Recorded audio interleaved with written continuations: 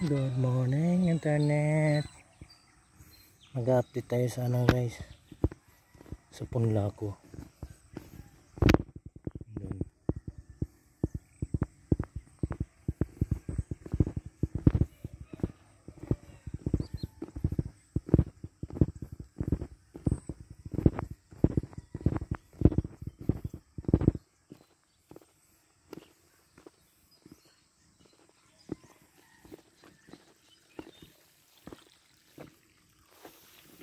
Ito siya.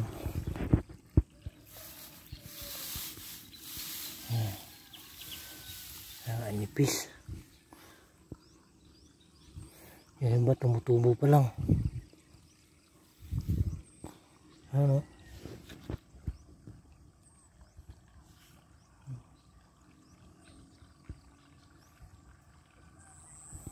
Tubo pa lang yung iba.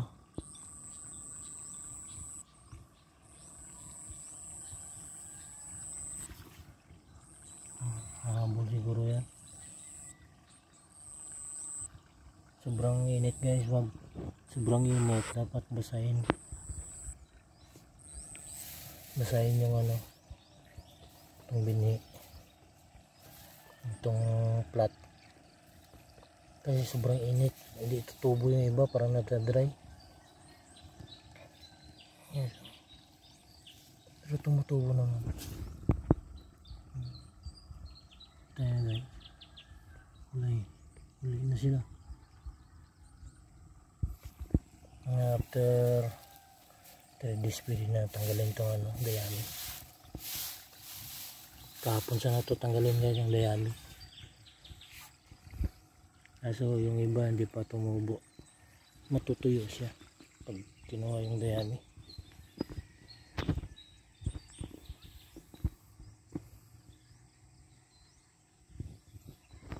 Ito yung pinundar ko guys, oh. Yung pinutol ko lang doon. Sa susunod ito naman yung pupundarin ko.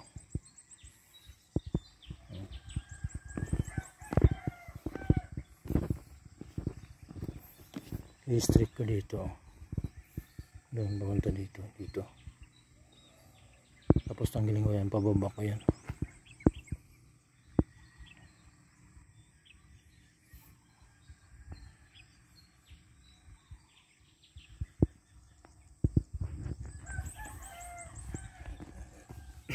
Dito kaya tingnan natin.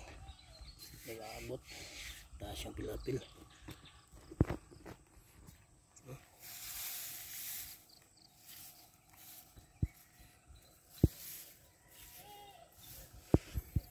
Pero hindi dito kayo. Mahabol yung iba. Mahabol yan. Basahin lang ng tubig.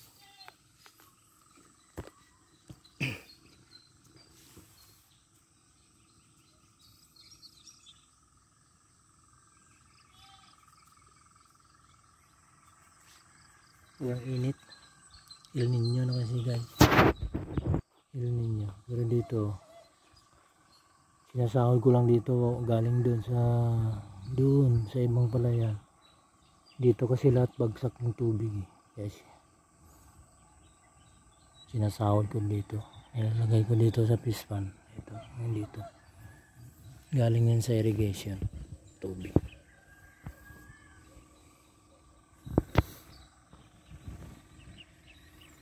Sa 16 sana ako magpatanim. Di patanim. Siguro mga ano na 18. Para habol yung iba.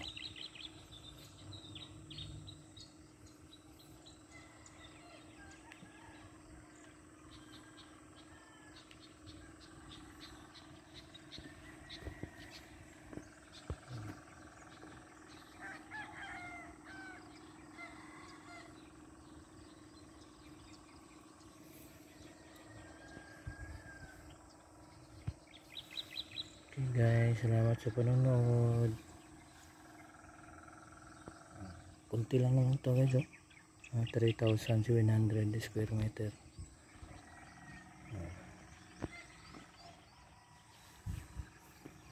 Kaya ano, dapat galingan yung pag-maintain dito para hindi malugi. Konti na lang yung area tapos pabayaan mo pa, lugi ka na.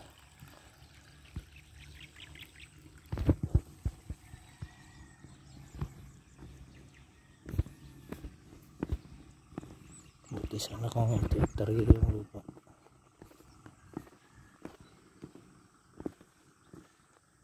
Pati lang. Sayang tumutubo yung mga palay.